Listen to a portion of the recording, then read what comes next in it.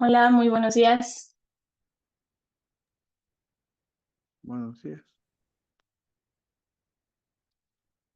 ¿Cómo están? Qué gusto verlos.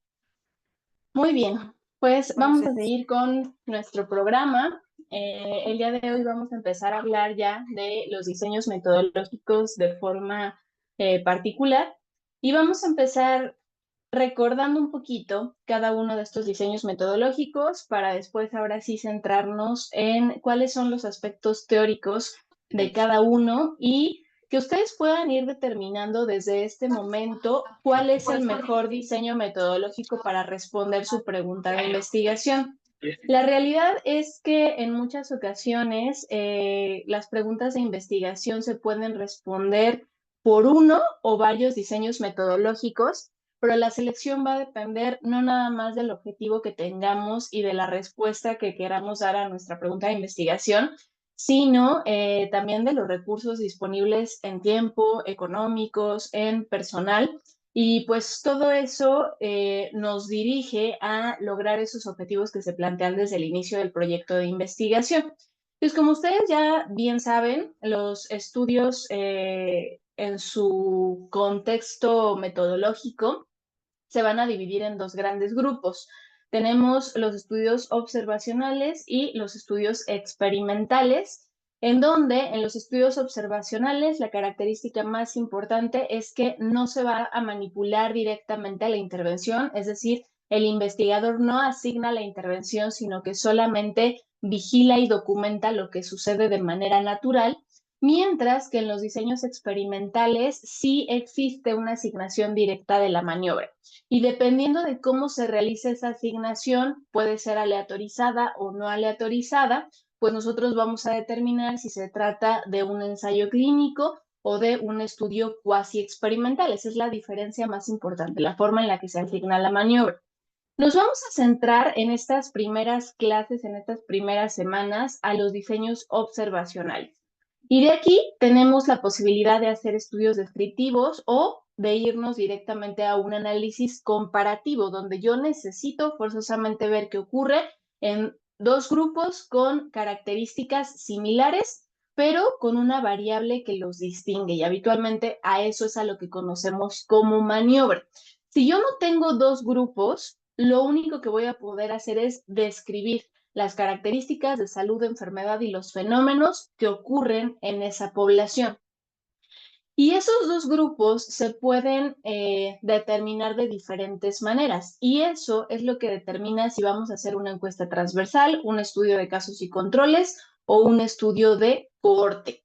Es muy probable que ustedes en su análisis estadístico, que seguramente ya redactaron, pongan que en el análisis univariado van a considerar medias, medianas, desviaciones estándar, rangos intercuartílicos, frecuencias y porcentajes. Independientemente de que su estudio sea analítico, este primer apartado de análisis univariado se refiere a una descripción de lo que ocurre en la población. Entonces, forzosamente tendrán que realizar un análisis inicialmente descriptivo y posteriormente generar una comparación entre grupos para llegar a este método analítico que seguramente ya les pidieron en algún momento. Entonces, Manuel, ¿qué tipo de diseño tiene su proyecto de todos estos que acabamos de mencionar brevemente? Mío es una corte. Es una cohorte. ¿Cuál va a ser su punto de partida? ¿Pacientes que tengan qué características? Pacientes con mieloma múltiple con tratamiento que se trasplantan de médula ósea. Ok, pacientes con mieloma múltiple post-trasplantados. Ujú. Pues sí, Oh, pues ok, trasplantado. ¿y cuál va a ser la maniobra? Eh, la maniobra es el trasplante. Ah, la maniobra es el trasplante. ¿Y el grupo de contraste? Voy a comparar pacientes con respuestas completas versus respuestas parciales. Ok. El desenlace es la supervivencia libre de enfermedad.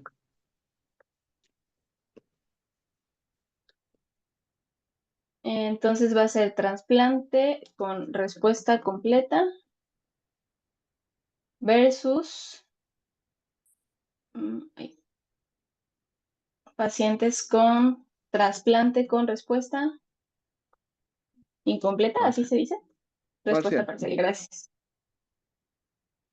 Entonces, trasplante con respuesta parcial.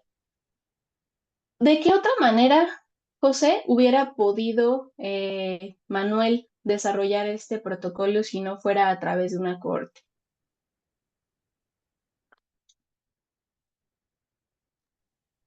Podría haber sido mediante casos y controles.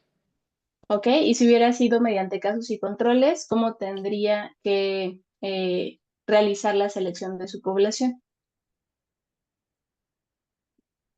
Los casos tendrían que ser pacientes con mieloma, con trasplante con respuesta completa.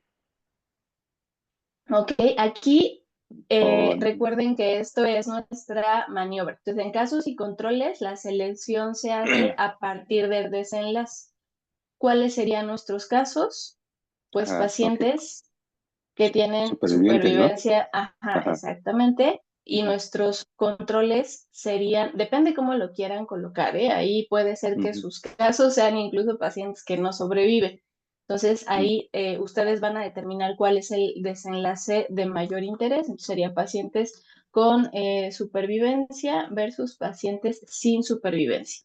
Y probablemente pues el desenlace más importante sea por qué los pacientes tuvieron supervivencia y ese sería el desenlace más relevante. Entonces sería nuestro grupo de casos. Y nuestros controles serían los pacientes que no tienen una supervivencia adecuada y iríamos de manera retrospectiva a ver si estuvieron expuestos en cada caso a un trasplante con respuesta completa o con respuesta parcial. ¿Ok? ¿Podría hacerlo a través de un ensayo clínico, Erika? ¿Qué opinas?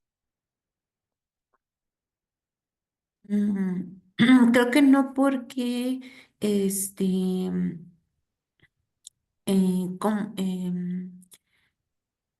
no logro identificar cuál sería la parte experimental, o sea, no podríamos como ponerles a los pacientes a lo mejor el diagnóstico de mieloma o algo así.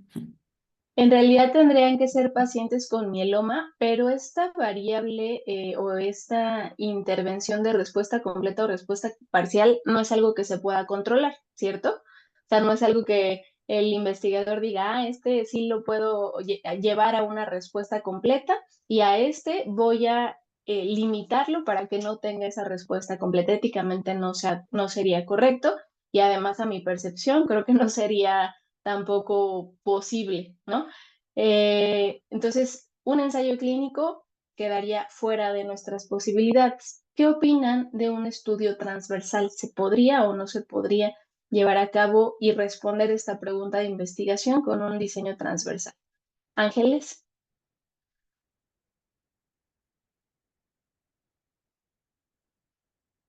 está apagado tu micrófono. Digo que sí se podría porque aunque sea un estudio descriptivo, se puede realizar un estudio transversal. Aunque el peso no sería tanto como un corte, un estudio de corte. Ok, la realidad es que podríamos ver qué pacientes en este momento están libres de la enfermedad y cuáles no sobrevivieron y de manera retrospectiva ir a ver si su respuesta fue completa o parcial. Pero vamos a ver ahorita que aunque se podría responder esta pregunta de investigación, la causalidad que nos ofrece un estudio transversal es bastante limitada. Entonces, por lo menos tenemos 2 o 3 diseños que pudieran funcionarnos para dar respuesta a esta pregunta. Pero, ¿cuál es el mejor de todos ellos? Un estudio de cohorte. Ahora, Manuel, ¿este estudio de cohorte va a ser prospectivo o retrospectivo? Va a ser retrospectivo, ¿Por qué?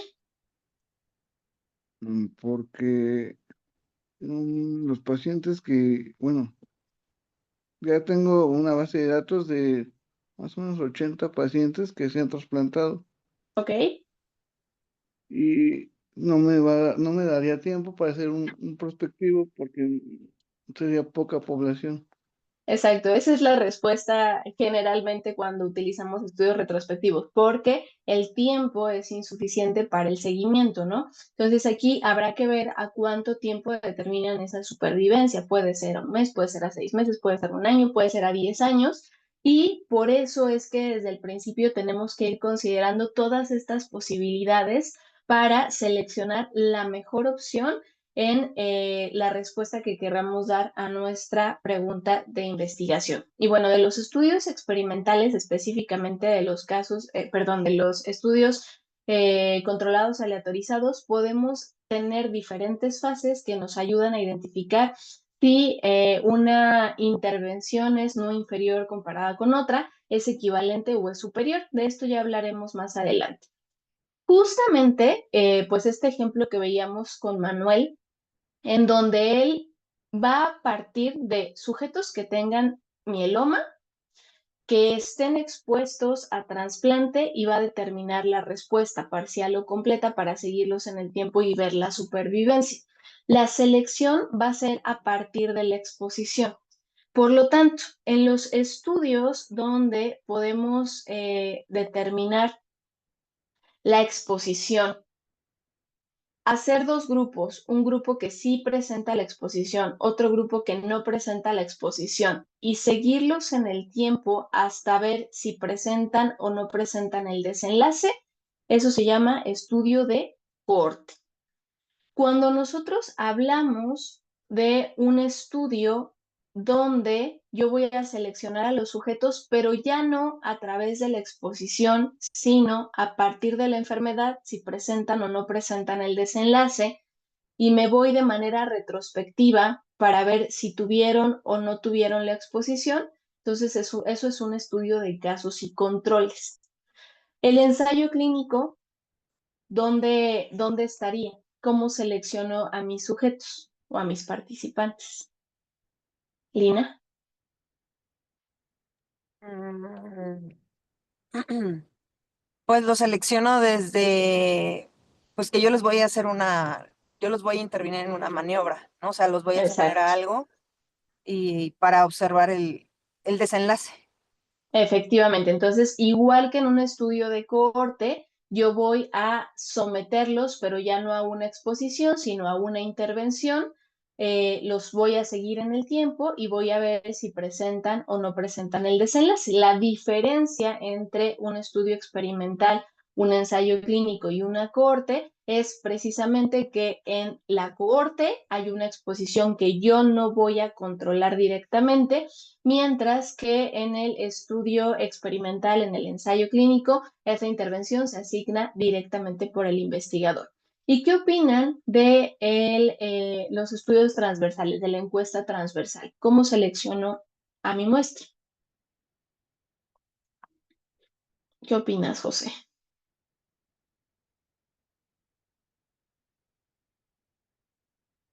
Para todo un transversal sería similar a una corte, ¿no?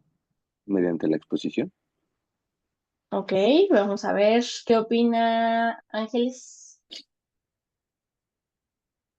Sí, se exponen, pero todo ello es como muy descriptivo el estudio, o sea, Ajá. solamente como ese Entonces, ¿cómo lo segmento. selecciono?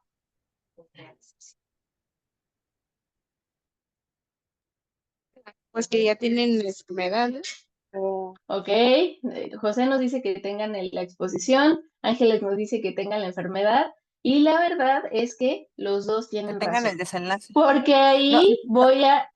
Ajá, Lina. sí, porque como es una medida en el tiempo, pues pueden tener la enfermedad o el desenlace ambos, ¿no? Exactamente. Entonces, yo la realidad es que en un estudio transversal no voy a considerar ni la exposición ni la enfermedad. Yo voy a seleccionar a todos los sujetos que tenga disponibles en ese momento. Puede que estén expuestos, puede que tengan la enfermedad, pero no es una condición que yo necesite para poder hacer la selección de mi muestra. Entonces, ahorita vamos a poner algunos ejemplos para que esto quede un poquito más claro. Por lo tanto, ya con esto, ustedes pueden darse cuenta de si su estudio en realidad es una corte como el de Manuel, o a lo mejor el que más le conviene es un estudio de casos y controles, o quizá tengan que llegar hasta un ensayo clínico, o si no pueden hacer ninguna de estas selecciones, pues tengan que realizar un estudio transversal.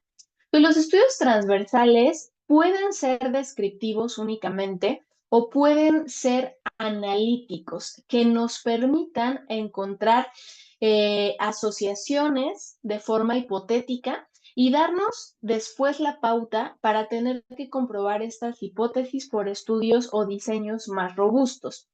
Entonces, aquí ustedes podrán considerar estudios transversales, sobre todo en fases iniciales de la investigación, cuando quieren saber cuál es el estado de salud de enfermedad de su población, a partir de ahí generar hipótesis y posteriormente definir diseños más robustos para poder comprobarlas.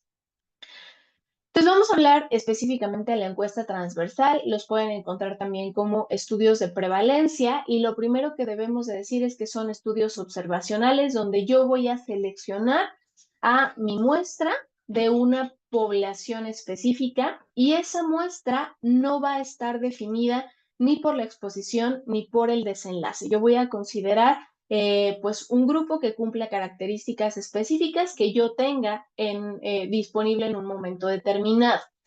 La realidad es que las encuestas transversales o los estudios transversales tienen muchas limitaciones, sobre todo un gran riesgo de sesgos. Y aquí viene una pregunta interesante. ¿Cuál es la definición o a qué me refiero al hablar de sesgo?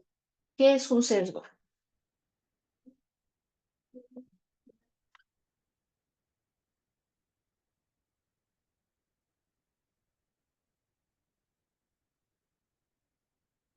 ¿Quién me ayuda con la definición de sesgo? No necesita ser la definición exacta, puede ser lo que ustedes crean, consideren o hayan revisado previamente. Es como un error. Que omitimos. Ok, José dice que es el error. Lina Un dice, error se supone, es un error que se llega a dar en el estudio, un error sistemático que se da cuando por ejemplo, yo recuerdo que durante el propedéutico tuvimos sesgos de selección, sesgos, o sea, que nuestra población nos favorezca nuestro estudio, pero que nos está impidiendo ver más allá de como tal del ok, hay varios tipos de sesgos, algunos para el estado basal, algunos para la maniobra e incluso pues algunos que pueden afectar directamente el desenlace.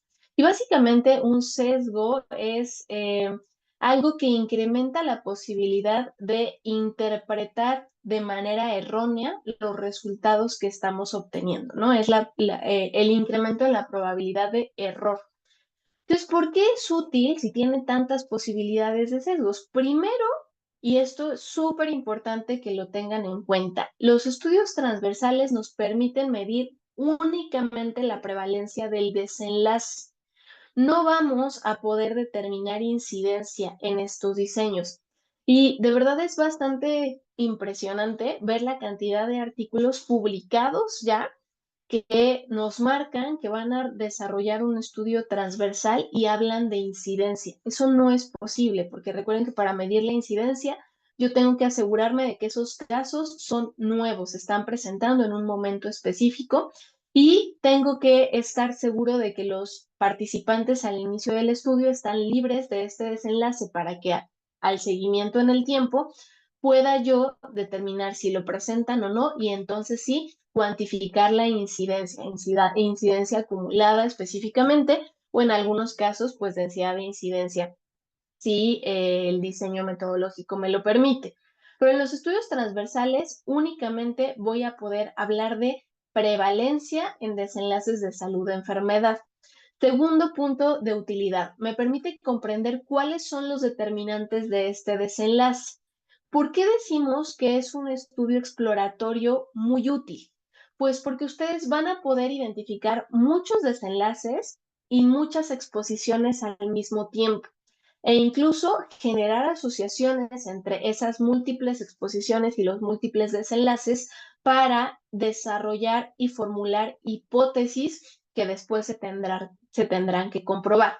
Entonces, de manera inicial, podemos hablar de que este tipo de diseños metodológicos nos permite describir las características de la población, generar hipótesis, generar asociaciones y a partir de estos resultados tomar decisiones para nueva implementación de otros estudios.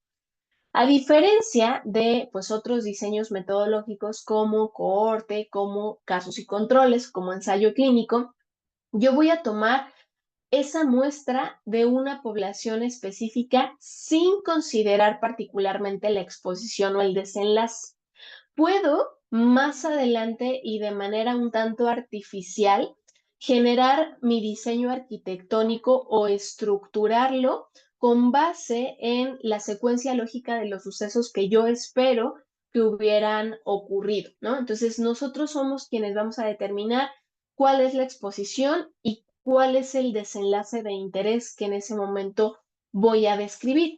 Y a partir de esa secuencia artificial que yo generé de esta muestra, voy a poder determinar cuáles de esos sujetos están expuestos y con el desenlace, cuáles sujetos están expuestos pero no tienen el desenlace, quiénes no tuvieron la exposición pero presentan el desenlace y quiénes no tuvieron la exposición y están libres del desenlace. Pero estas mediciones de exposición y desenlace yo las voy a realizar en el mismo momento. Quiere decir, yo voy a determinar la exposición y el desenlace en el mismo punto de tiempo. Y esa es la diferencia más importante con los estudios de casos y controles, con los estudios de cohorte, con los ensayos clínicos, porque la encuesta transversal determina lo que sucede en esa muestra en un punto muy particular del tiempo. Hay aquí una diversidad de opiniones, depende de dónde lo lean. Algunos autores dicen que las encuestas transversales únicamente pueden ser retrospectivas, porque van a recabar la información de lo que ya ocurrió, tanto la exposición como el desenlace ya se presentaron. Hay por ahí algunos otros autores que dicen que sí existen los estudios transversales prospectivos. Cuando yo voy y tomo directamente una muestra, por ejemplo, a un paciente, porque esa información todavía no estaba recabada y pues tengo que realizar esa maniobra para obtener el resultado. Ustedes tendrán que leer ambas posturas y determinar pues cuál es su opinión al respecto. La mayoría de los estudios transversales son retrospectivos y únicamente hacen una medición en el tiempo. Si tienen más de una medición en el tiempo, entonces ustedes tendrán que considerar un estudio de cohorte retrospectivo, como el que nos había platicado Manuel, que va a realizar con su proyecto. ¿Por qué el de Manuel es una cohorte y no una encuesta transversal? Considerando estas mediciones a lo largo del tiempo.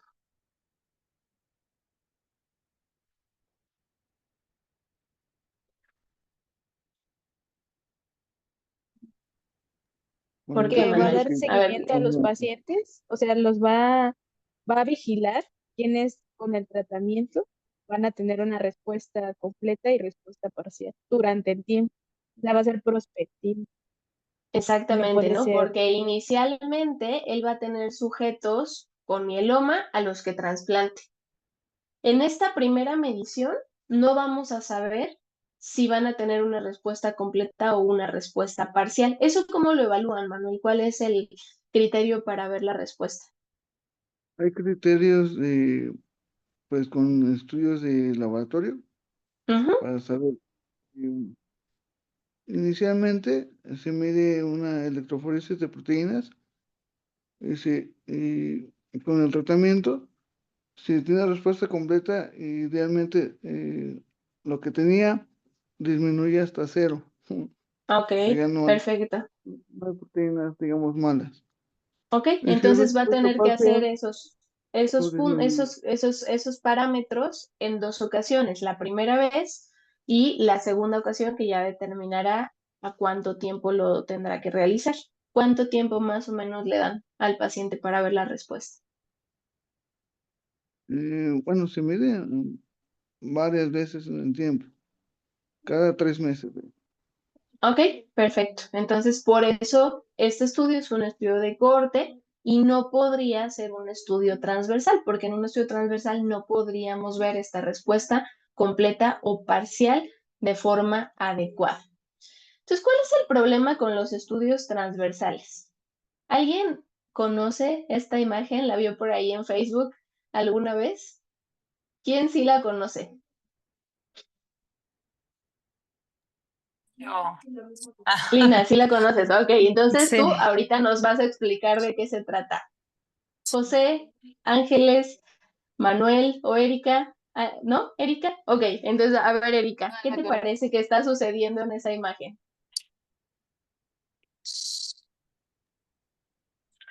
Mm, Pareciera, sí, es Lo como que tú consideras que está ocurriendo. que pudiera ser, a ver si, que pudiera ser como una bailarina y que le están dando dinero. Ok, parece que es una bailarina a la que le están dando, ofreciendo Ofreciendo cantidades dinero. de dinero, ¿no? Muy bien, eso es lo que parece. Eso puede pasar en un estudio transversal, que nosotros hagamos esa interpretación, pero cuando vamos a conocer la historia, a veces la información es un poco diferente. Entonces, Lina, a ver, platícanos cómo estuvo este dibujo. Bueno, yo me la sé un poco porque soy mamá, ¿no? Entonces me pasan, salen eso. No recuerdo muy bien el caso, pero creo que la señora como que limpia, barre o algo así. Entonces cuando va pasando, pues, es un dibujo que hizo su hijo. Entonces él dice, ah, no, es que mi mamá, le pagan por ir a recoger o algo así. No recuerdo bien, pero algo así. Entonces fue el dibujo que hizo su hijo y se lo dio a la maestra y pues la maestra interpretó que era una bailarina, pero realmente es como a lo que se dedica la señora. Así es. Entonces, En clase les pidieron a los niños que hicieran un dibujo de lo que se dedicaban sus papás.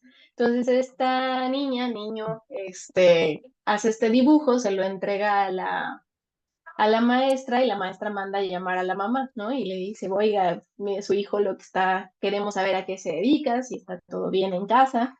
Entonces la mamá le dice, bueno, yo sé que parece que se trata de una bailarina exótica a la que le están dando dinero, pero en realidad a lo que yo me dedico es a vender palas. Y ese día había habido una nevada muy fuerte, se habían agotado las palas y entonces la gente quería pues una pala para poder limpiar la nieve de las entradas de sus casas, ¿no? Esto obviamente ocurrió en un lugar donde nevaba. Y de repente encontramos una última pala escondida en la bodega, la sacamos y pues toda la gente la quería comprar y lo que tiene en las manos, pues es una pala que le están tratando de comprar, ¿no? Entonces, bueno, esto es un ejemplo tal vez un poco al extremo de lo que puede pasar en los estudios transversales, pero esos mismos errores los podemos realizar al momento de interpretar los resultados. Entonces hay que tener bien claros cuáles son las debilidades y las fortalezas de estos estudios. Esta es una tabla que viene en uno de los artículos que les voy a compartir. Si solo pueden leer un artículo de estudios transversales, lean este, es un artículo de Chest del 2021. Es muy conciso, es muy puntual y nos acerca a cuáles son los posibles sesgos que se pueden cometer en este tipo de diseños. Las fortalezas, pues por supuesto, tienen que ver con que son más rápidos, son más baratos, no nos dan problemas éticos. ¿Alguno de ustedes tiene un estudio transversal? No. Ok. no. Bueno, sí, porque en general les van a pedir que sea un estudio longitudinal el que lleven a cabo para la maestría, pero la realidad es que son más sencillos de que un comité de ética los apruebe porque la mayoría de las ocasiones, pues la información la recabamos del expediente clínico o de datos que ya están y que se encuentran disponibles en la unidad médica. Tiene puntos muy específicos. Si yo voy a recabar información de expedientes, necesito la anuencia de consentimiento informado para poder obtener esa información. En el IMSS necesito una carta de no inconveniente por parte del director de la unidad médica para poder tomar esos datos. Y la realidad es que les decía, muchas veces los estudios transversales se realizan como la primera parte de una línea de investigación.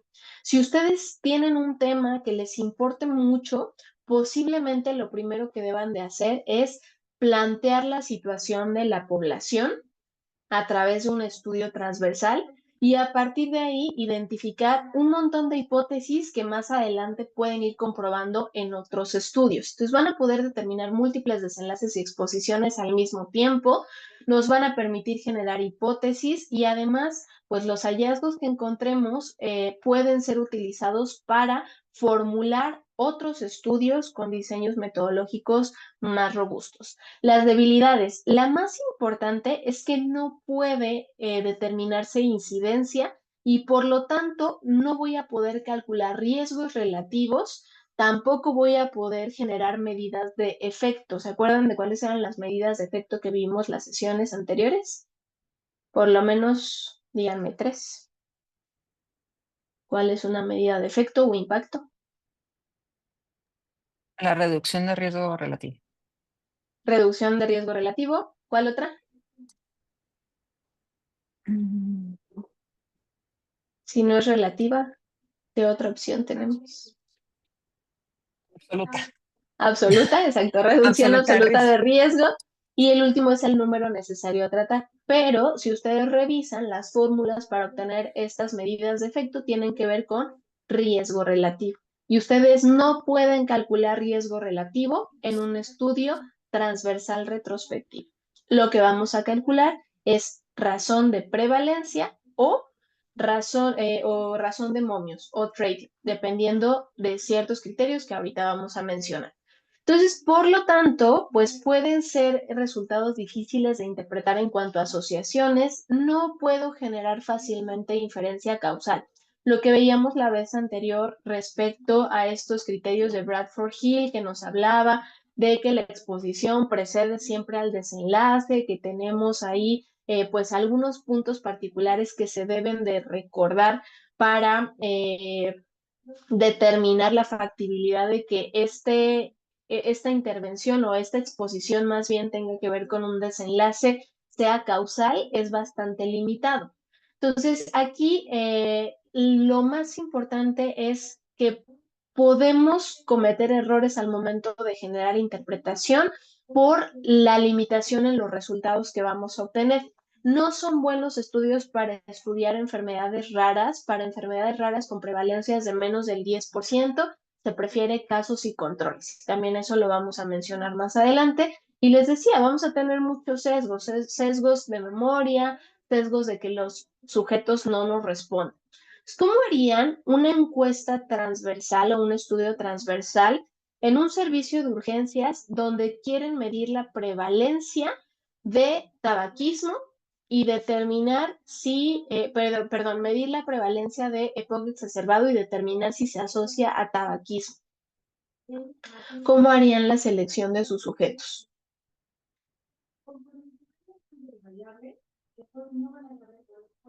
Pues con el diagnóstico de ingreso a urgencias, ¿no? Exacto, todos los pacientes que lleguen a urgencias en un tiempo específico. Y ese tiempo puede ser un día, un mes, un año. Ustedes pueden incluir a todos los sujetos que cumplan con ciertos criterios de inclusión para su muestra. ¿Cómo calcularían la prevalencia de EPOC exacerbada?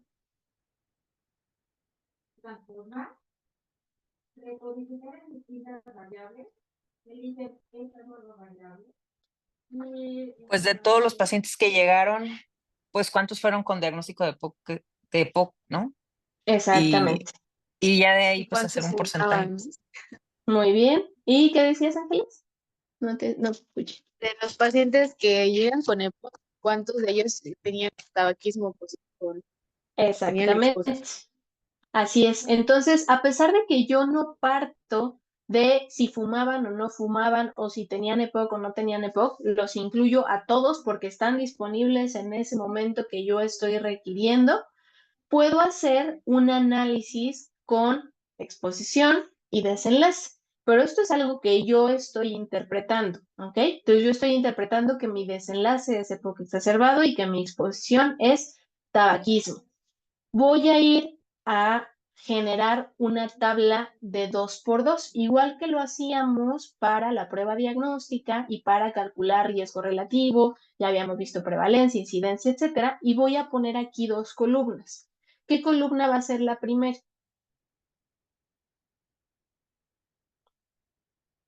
En este estudio hipotético que estamos planteando, ¿qué iría en mi primera columna? Pacientes con EPOC EPOC, ¿no? exacerbado y tabaquismo. EPOC Mm, exacerbado, ok. En mi primera Eso columna sí. nomás va EPOC exacerbado porque es el desenlace. ¿Y en la segunda columna? Pues Posición sin hasta EPOC. ¿Cómo? Es, Pacientes con EPOC no exacerbado. no exacerbado. O Aquí, más bien sin opción EPOC. 1, con EPOC no exacerbado o sin EPOC, dependiendo de sus criterios de inclusión. Puede ser que en sus criterios de inclusión ustedes decidan, solo voy a incluir pacientes con EPOC. Entonces, puede ser eh, que lo coloquen de esa manera o que pongan incluso todos los demás diagnósticos. Yo voy a incluir a todos los sujetos independientemente de su diagnóstico. Entonces, tendrá que ver con sus criterios de inclusión. Y en la primera fila que ponemos, Pacientes que fuman. ok, tabaquismo versus sin tabaquismo. Y de esta manera, aunque yo no utilicé ninguno de los dos criterios, ni la exposición ni el desenlace para seleccionar a mis sujetos, puedo generar esta tabla de 2x2 a través de la cual voy a poder calcular prevalencia, de la cual voy a poder calcular razón de momios y pues puedo identificar estas asociaciones de manera inicial. ¿Ok? Hasta aquí, preguntas, comentarios, reclamos, algo más que quieran agregar. ¿Vamos bien? Ok. Entonces, los estudios transversales son estudios observacionales. Les digo, aquí hay algunas discusiones respecto a si solo son retrospectivos o existen los estudios prospectivos. Ustedes tendrán que tomar la decisión que mejor les parezca. Y son estudios que miden la prevalencia. Pueden ser únicamente descriptivos, pero también pueden ser comparativos. Si los vamos a llevar a el grado de comparativos o analíticos, tengo que realizar un análisis univariado, que es el descriptivo, un análisis bivariado en el que voy a obtener razón de momios como medida de asociación y para disminuir la probabilidad de sesgos, tengo que llevar estos estudios a un análisis multivariado. En los análisis multivariados, aquí sí, independientemente de si son estudios transversales o longitudinales, lo que me va a dar es OR ajustados. ¿Ok? Muy bien. Entonces, también existen diferentes tipos de encuestas transversales. Hay un tipo específico que se llama encuesta transversal repetida o seriada, en el que vamos a estar midiendo las mismas características de la población, pero en muestras diferentes. Era un poquito lo que pasaba con el COVID. ¿Se acuerdan que ahí en el COVID diario salían a decirnos, hay tantos pacientes activos, nuevos casos, este número, camas de hospital disponibles, etcétera, etcétera? Pero no eran los mismos pacientes, eran pacientes distintos. La diferencia con una cohorte es que aunque hago las mismas mediciones, no es en los mismos sujetos. Eso es una encuesta transversal repetida o serial. Entonces me sirve para tomar decisiones, como en el caso de la pandemia, y sobre todo cuando hablamos de enfermedades con una duración corta, donde yo quiero ver cómo se comporta la población. Entonces, no se olviden de que van a tener que realizar este análisis univariado descriptivo con medias, medianas, desviaciones estándar, rangos intercuartílicos, proporciones, frecuencias, prevalencias. Y en el análisis bivariado, entonces tendré que contrastar la exposición y el desenlace de interés. ¿Cómo lo voy a hacer? Bueno, dependiendo del tipo de variable, puede ser t-de-student, u-de-Mann-Whitney para variables cuantitativas de distribución normal o de libre distribución respectivamente, chi cuadrada para cualitativas dicotómicas. Pueden considerar en el mismo análisis bivariado la medida de asociación clínica, que en este caso sería razón de momios, y cuando lleguemos hasta la regresión logística múltiple, que es nuestro análisis multivariado, también vamos a tener ORs, pero ajustados. Entonces, ustedes en este momento, en un diseño transversal, van a tener por lo menos 3 cuadros. Cuadro 1, de características generales de la población. Cuadro 2, su análisis bivariado con valor de P y ORs. Y el cuadro 3, con el análisis multivariado, donde obtenga nuevamente valor de P y ORs, pero ahora ajustados. ¿Cuál es el problema más importante de los estudios transversales? Que podemos tener muchas variables de confusión que se asocien tanto a la exposición como al desenlace sin estar directamente en el camino que explique esa exposición y ese desenlace de forma específica. Aquí nos ponen como ejemplo, la exposición es a altas dosis de radiación ultravioleta asociado con cáncer de piel, ¿no? Pero hay otras variables que se pueden asociar, no nada más la exposición a las dosis específicas de radiación ultravioleta, sino que la edad también puede ser un factor de riesgo en sí misma para mayor exposición acumulada de radiación ultravioleta y también es un riesgo per se para diversos tipos de patologías cutáneas. Entonces, estos factores nosotros no podemos controlarlos directamente en un estudio transversal. Por eso es tan importante llegar hasta el análisis multivariado. En los ensayos clínicos, ustedes sí pueden controlar muchas de estas variables confusoras, especificando en la estratificación pronóstica, pero también en la demarcación diagnóstica, la selección de los sujetos. Cuando no puedo controlar estos factores en el estado basal, lo controlo en el análisis estadístico con la regresión logística múltiple, ¿vale? Entonces, tengo que determinar si este diseño me permite responder la pregunta de investigación que estoy planteando, definir la población de la cual voy a obtener mi muestra, definir claramente las variables que voy a tener que medir y a través de qué instrumentos voy a recolectar esas variables. Pueden ser cuestionarios, pueden ser muestras biológicas, pueden ser medidas antropométricas, pero la característica es que voy a realizar la medición en una sola ocasión. Este mismo parámetro lo voy a medir una sola vez. Si lo mido 2 o más veces, seguramente estaremos ante una cohorte que puede ser prospectiva o retrospectiva dependiendo de sus características. Y tendrán que seleccionar instrumentos que sean confiables y válidos. Si no eligen un instrumento que tenga estas características, antes de poderlo aplicar, ustedes tendrán que hacer la validación y eso puede llevar todavía más tiempo.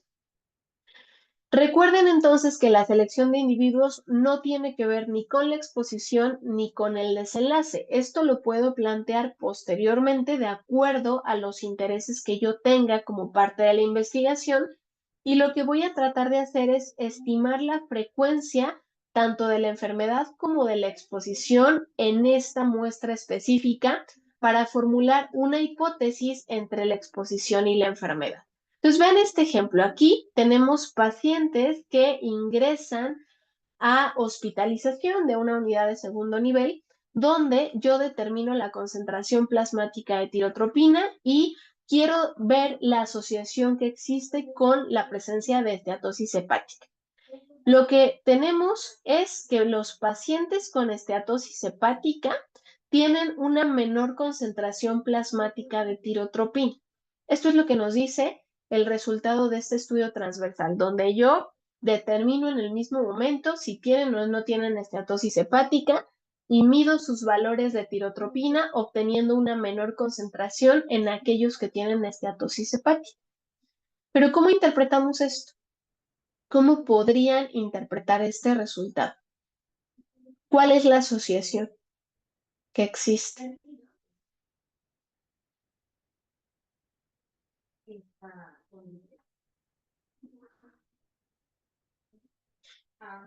¿Alguna otra duda que haya tenido aquí?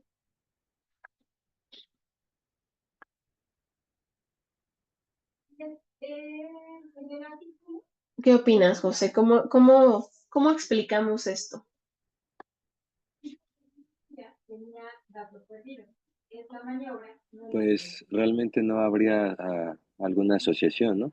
De Pues la, aquí o parece, o sea, sea, todo parece indicar que sí ujú, hay una asociación, ¿no? Que los ujú. pacientes con esteatosis hepática tienen una menor concentración plasmática de tirotropina, pero ¿cómo podrían ustedes interpretar esto? Que todos los pacientes con estatosis van a tener menor concentración. Ujú. Ok, ustedes podrían decir que la esteatosis hepática hace que disminuya la concentración plasmática de tirotropina, ¿cierto? Pero también podría ser que las menores concentraciones plasmáticas de tirotropina lleven al paciente a esteatosis hepática. Y entonces aquí no podemos directamente determinar la causalidad. ¿Podemos interpretar la asociación? Sí. ¿Hay asociación? Sí, sí existe asociación. La estatosis hepática se asocia con una menor concentración plasmática de tirotropina. Pero no puedo saber cuál es la causalidad. No sé si la tirotropina es un factor protector para la estatosis hepática o si la estatosis hepática disminuye los niveles de tirotropina. Entonces, con esto, ¿ustedes qué podrían hacer para poder ahora sí dar respuesta a estos parámetros de causalidad? Pues diseñar un estudio, seguramente un estudio de cohorte, en el que puedan identificar claramente cuál de estas dos hipótesis es la hipótesis correcta. Por eso los estudios transversales nos ayudan a generar hipótesis, pero hay que tener mucho cuidado con la interpretación específicamente relacionada con causalidad. En cuanto a las medidas de frecuencia, ya dijimos, prevalencia es lo que yo voy a poder obtener, que es la proporción de sujetos de una muestra en la población que presentan la enfermedad en un tiempo específico, y lo obtengo, como nos dijo hace un ratito Lina, con el número de casos entre la población estudiada en un momento específico. Formas muy fáciles de calcularla, pues aquí tenemos otro ejemplo. Este estudio se hizo entre 1984 y 1985 en Estados Unidos, incluyeron 4.943 HSH, el objetivo particular era determinar la proporción de sujetos que presentaban infección por VIH. Y de esos 4.943, 1.880 fueron seropositivos. Esos eran nuestros casos prevalentes. No sé cuánto tiempo tenían de cursar con la enfermedad. Posiblemente eran casos antiguos, pero también se incluían casos nuevos. Pues la prevalencia de la infección en 1984 y 1985 fue del 38% en esta muestra particular.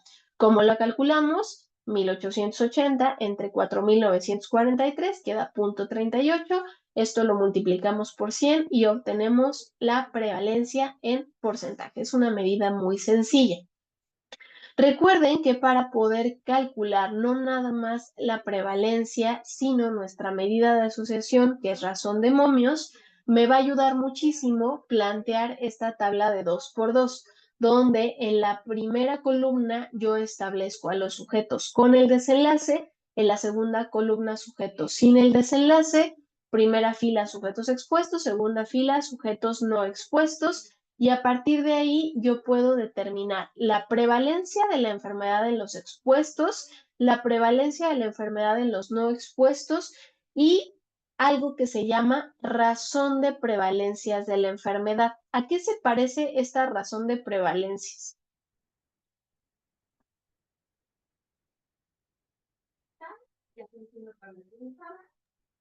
A riesgo relativo, ¿no? Exacto, es muy similar a riesgo relativo. Entonces, nosotros vamos a poder obtener dos medidas de asociación. Una de ellas es la razón de prevalencias y la otra dijimos que iba a ser la razón de momios. Son muy similares cuando se cumplen ciertos preceptos y lo que queremos es que el resultado que nosotros obtengamos de nuestra medida de asociación sea lo más parecido posible a lo que obtendríamos en un estudio de cohorte, es decir, a riesgo relativo. ¿Cómo voy a decidir si utilizo razón de prevalencias o si utilizo razón de momios? Por la prevalencia del desenlace. Si la prevalencia del desenlace es mayor del 10%, se sugiere utilizar razón de prevalencias. Si la prevalencia del desenlace es menor del 10%, entonces se recomienda utilizar como medida de asociación razón de momios, ¿ok? Y esto tiene que ver con algo muy específico, que es que cuando no se cumplen estos supuestos, se puede subestimar o sobreestimar el riesgo relativo que obtendríamos si se hiciera un estudio de cohorte.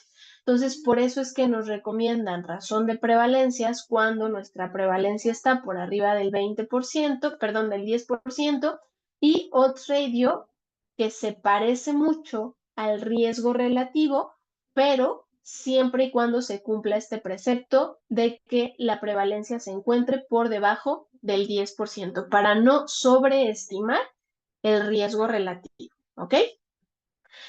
Ahora, vamos a ver este ejemplo y la manera en la que interpretaríamos nuestros resultados. Yo puedo interpretar esta razón de momios, como lo habíamos visto la vez anterior, donde 1 es mi no diferencia. ¿Y cómo interpretarían la razón de prevalencias? Exactamente igual. 1 es mi no diferencia porque querría decir que tanto la prevalencia en el grupo expuesto como la prevalencia en el grupo no expuesto es exactamente igual. Entonces, nuestra medida de no diferencia, tanto para razón de momios como para razón de prevalencias, es de 1. Aquí, ¿qué notan en esta tabla de 2 por 2?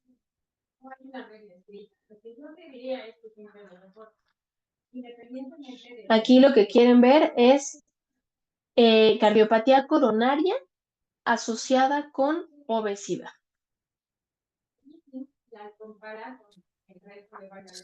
Que hay un número muy grande de pacientes que no van a tener cardiopatía coronaria.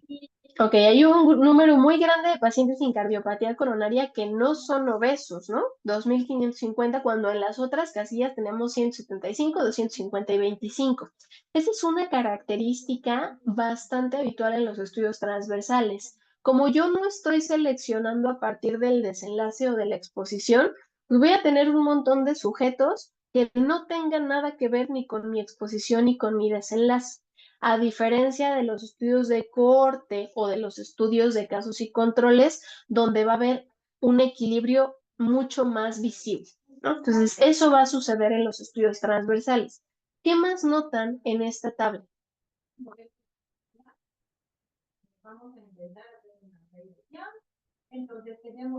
¿Qué opinan del diseño? ¿Está bien diseñada, mal diseñada? ¿Ustedes la hubieran diseñado de otra manera? Después vamos a meter... ¿Qué opinas, Erika? ¿Tú lo hubieras diseñado igual? A lo mejor este podría ser diseñado con casos y controles. Ok, habría otras maneras posiblemente de diseñar este estudio, pero en este estudio transversal, particularmente, ellos colocaron obesidad y no obesidad en las columnas y cardiopatía, ajá, al En revés, ¿no? lugar como lo hicimos en EPOC, ¿quiénes eran los que tenían EPOC exacerbado arriba? Porque son los que tienen la Exactamente. enfermedad, se le hace cardiopatía coronaria, ¿no? Y Exacto, en el entonces, lado, en las filas, filas, ajá. ok, en las filas iría obesidad. Pues la recomendación es que siempre sigan esa estrategia porque pueden tener resultados diferentes por las fórmulas, aunque si ustedes saben de dónde viene la información, no van a tener problema. Entonces, en esta tabla, ¿cómo calcularían la prevalencia de cardiopatía coronaria?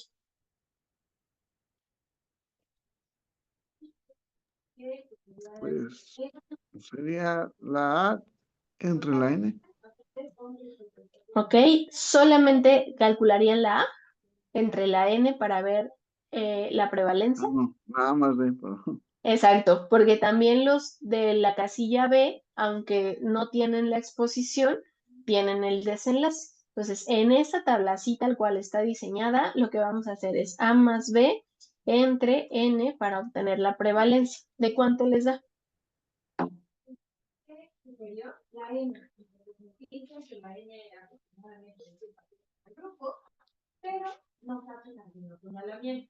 Por ejemplo, las unidades formadoras de color. Por ejemplo, ¿Cuánto les dio? entonces, Punto 06. Punto Punto 06. O se hace un 6% 6%. de prevalencia, ¿no? Aquí, ¿qué calcularían entonces como medida de asociación? ¿Razón de momios o razón de prevalencias? Razón de momio. Los momios. Razón de momios, De ¿no? momio. Razón de momios porque está por debajo de Razón 10%. ¿Cómo calculamos nuestra razón de momios? Bueno, la razón de momios se calcula con una fórmula que se llama de productos cruzados. A por D entre B por C. Nada más que aquí, recuerden que dijimos que nuestras casillas están invertidas porque la forma en la que ellos diseñaron este cuadro, pues puede llegar a generar cierta confusión. Entonces, vamos a poner en la primera fila con cardiopatía coronaria, en la segunda sin cardiopatía, perdón, en la primera columna y en la segunda columna. En la primera fila, obesidad y en la segunda fila sin obesidad. ¿Ok? Entonces, ¿cuántos con cardiopatía coronaria y obesidad tenemos? 25. 25. ¿Cuántos con cardiopatía coronaria y sin obesidad tenemos? 175. 175. 175. ¿Cuántos sin cardiopatía coronaria y con obesidad? 250. 250. 250. Y de los que no tienen ni obesidad ni cardiopatía coronaria, 2550. 2550. 2550. Entonces, ¿cuáles son las columnas que están perdón, las casillas que están invertidas? Porque la casilla A quedó igual, ¿no? Es así. La casilla D quedó igual, pero la casilla La C B y C. B y y C. la B están invertidas. Como nuestra fórmula de productos cruzados lo que hace es precisamente multiplicar la A por la D y luego dividirlo entre la B y la C, este cambio en la casilla B y la casilla C, particularmente para razón de momios, no va a modificar el resultado. Pero para estudios de cohorte con riesgo relativo sí se modifica. Entonces, por eso es que la sugerencia sigue siendo columnas, desenlace y filas, exposición. Entonces, vamos a calcular nuestros resultados. A por B, o sea, perdón, A por D, o sea, 25 por 2550 entre 250, que es nuestra casilla B, por 175, que es nuestra casilla C. ¿Cuánto nos va dando? Vamos a hacerlo por pasos. 25 por 2550, 63,750 entre 250 por 175, 43,750. Y esto nos da, ¿cuánto les dio? 1.45. 1.45. Entonces, ¿cómo lo interpretamos? ¿Cómo interpretamos esta razón de momios?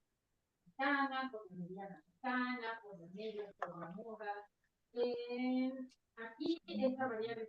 Y aquí incluso nos pone, ¿no? El intervalo de confianza va de 0.94 a 2.25 con un valor de P obtenido por ¿qué prueba estadística? Tratar de identificar cuál es este valor que le falta a Ujú. este. ¿Cómo obtuvimos el valor de P? Corran, que ya son 8:15. Si es una cualitativa dicotómica, mi prueba estadística es La chi cuadrada. chi cuadrada. Perfecto. Entonces obtuvimos este valor de P a través de chi cuadrada. Los intervalos de confianza atraviesan la unidad. Entonces, realmente no existe asociación entre la obesidad y la cardiopatía coronaria, a pesar de que nuestra razón de momios esté en 1.45. ¿Sale? Muy bien. Entonces nos vamos a quedar hasta aquí. ¿Preguntas? ¿Todo claro? Perfecto, porque ahora sí van a tener tarea, les subo la actividad a Classroom, nos vemos la siguiente semana para terminar los aspectos teóricos de estudios transversales y revisar los artículos que van a tener como actividad entregable, ¿sale? Pues muchas gracias por su atención, como siempre un gustazo verlos, que tengan muy bonito día, nos vemos el otro martes, bye bye, Gracias. a ustedes, nos vemos, bye. Vamos a hacer una regresión.